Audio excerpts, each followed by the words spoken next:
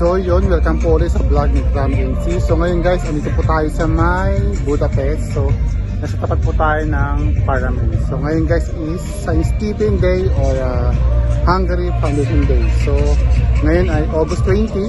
So ipinagdiriwang ko lagi dito yearly sa may Hungary ang kanilang Foundation Day o ang Thanksgiving Day. So ayan guys yung Hungary Parliament, yan. Ayan po yung mga tao guys. Yan. Yan. Yan. Bibigyan ko yung mga tao, yan. Kasi guys, nakapwesto na sila para mamaya pag pagkalabas ng mga guys, ng mga fireworks. Meron guys dito fireworks mamayang gabi. Ayun siya, nakalagay doon sa may parang bike chain. Yan. So guys, dyan po nakalagay yung fireworks mamaya. So, mamaya siguro mga start na mga 9 o kaya 10 mag-start po ang ating fireworks display dito po sa may Budapest. Yeah. So, sa kanilang pagdiriwang po ng kanilang Thanksgiving Day o Happy Foundation Day dito po sa Hungary. So, guys, stay tuned at mamaya update ko po kayo kung ano mangyari dito sa may Hungary. So, ngayon guys, mag-ikot-ikot muna tayo. Yan yung mga tao dito. Yan. So karamihan dyan guys is mga Hungarian. Ikot-ikot muna tayo para makita niyo yung mga tao. Yan guys. Yan. Yan guys, mga Hungarian. Yan.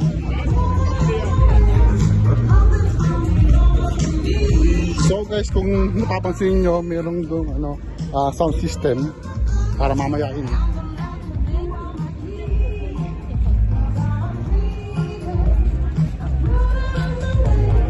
So yan yung mga tao, siguro mag-arap po siya ng mamaya ng pwesto. Yan, para mamaya nakakita sila ng magandang view sa fireworks. So guys, mamaya update ko po kayo pag malapit na yung fireworks again. So guys, stay tuned. So yun guys, update po tayo sa ating vlog. So guys, marami na po ditong tao. Guys,